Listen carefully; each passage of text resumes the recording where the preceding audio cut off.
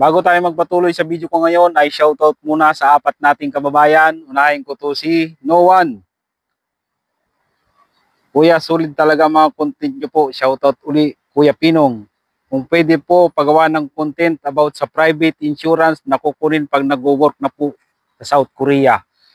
Tungkol sa mga insurance mga kabayan, pagdating nyo dito sa company ay yung amo nyo na or yung mga office staff niya ang bahala kumuha ng inyong insurance dito sa South Korea. Huwag ninyong alalahanin yung insurance dito dahil pagdating nyo sa company ay yung amo nyo ang bahala sa inyong insurance. Relax lang kayo sa pagdating sa insurance. At pangalawa ay si Ronaldo Kabakungan. Shoutout Kuya Pinong, waiting po ng employer. Lagi po akong nanonood ng mga videos nyo po. Praying na masilik na po. Pagdating sa selection kabayan ay paswertihan talaga kung sino yung unang makakalis. Tiyaga-tiyaga lang talaga sa paghihintay. At congrats kabayan at waiting ka na lang pala ng employer. Hindi natin alam kung kailan kayo magkaka-employer. Basta surprise na lang yan. At ang alam kong massive selection na susunod ay sa August na. At ang pangatlo ay si Enrico. Kuya Pinong, approve na po ba yung taas sahod dyan sa Sukor? Pati ba seasonal farm worker kasali sa taas ng sahod? Shoutout na next video mo.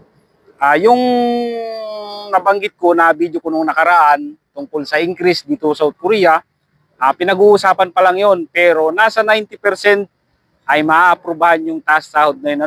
Ang hindi ko lang alam ay kung kasali ang seasonal worker.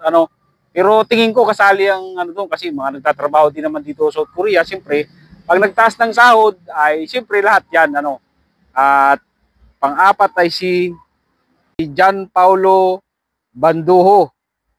Pa-shoutout idol, next video mo from Palawan, waiting magka-registration. Baka meron pa this 2025.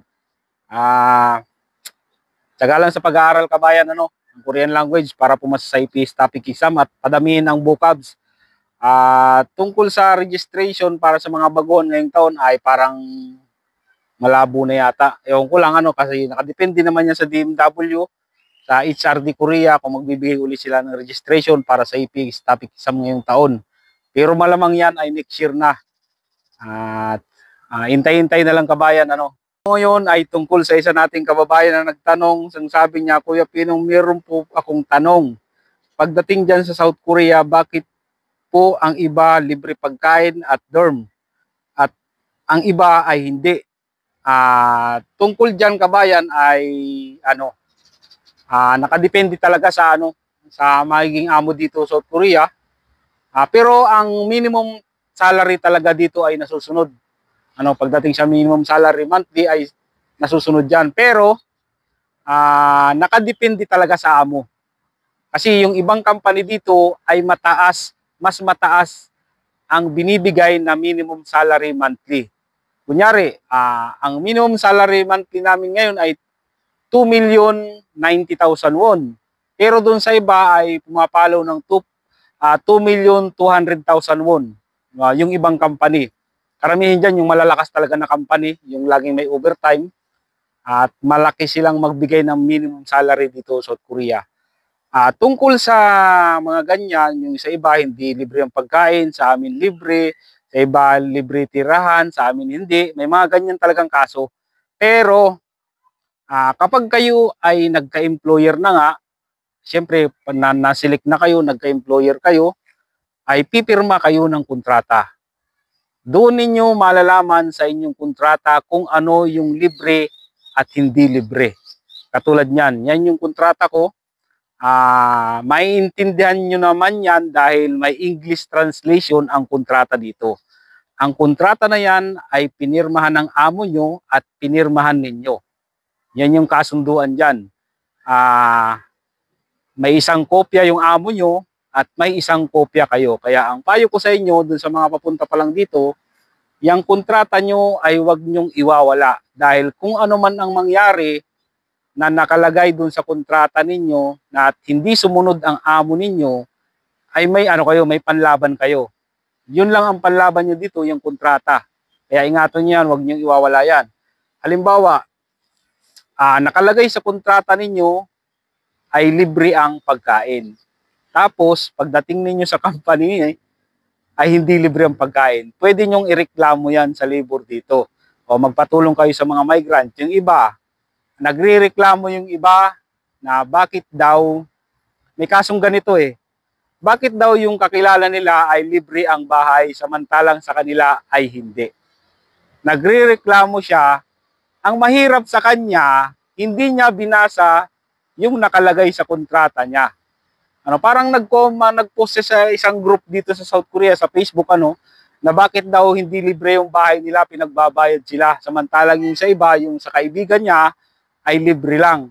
Sabi nung isa ay tingnan mo yung kontrata mo. Ayun, tiningnan nga, ang nakalagay doon ay may bayad ang bahay nila. Kaya huwag kayong basta-basta magrereklamo. Kailangan yung basahin yung kontrata ninyo. Kung ano yung nakalagay doon sa kontrata ninyo, yun yung masusunod. Pag lumabag, pag may nilabag sa kontrata, yung amo ninyo ay pwede nyong layasan yan. Ground na yan para kayo ay magpa-release sa company. At tungkol sa kontrata, halimbawang nasili kayo, halimbawa, papunta pa lang kayo dito, nakita nyo sa kontrata na hindi libre lahat. May bayad ang bahay, may bayad ang pagkain, nakita nyo doon. Nasa inyo ang desisyon kung pipirmahan ninyo o hindi. Makikita nyo yun. Bago kayo pumirma, basahin nyo mabuti yung kontrata ninyo. Ngayon, kung hindi nyo gusto, pwede nyo hindi pirmahan. Ika-cancel nyo na yun. Ibig sabihin, pag hindi nyo pinirmahan yung kontrata, ayaw ninyo. Pero ito ang payo ko sa inyo, kahit ano pa yung nakalagay dun sa kontrata ninyo, kahit hindi libre lahat, ay pirmahan nyo na lang. Dahil mas maganda ay makarating kayo dito sa South Korea. Mahirap maghintay ng employer sa Pilipinas. Kaya ang payo ko, kahit hindi libre ang pagkain, kahit hindi libre ang bahay, pirmahan nyo na lang yung kontrata. Mas maganda yung nandito na, dahil pag nandito na kayo, makakahanap naman kayo ng gusto nyo talagang trabaho. Kaya nga lang, paswertihan lang din kung makahanap agad kayo ng trabaho dito kapag naka-release, dahil mahirap din ang buhay dito ng release. Mahirap din maghanap ng trabaho dito kasi karamihan ng company dito ay namimili din ng mga release.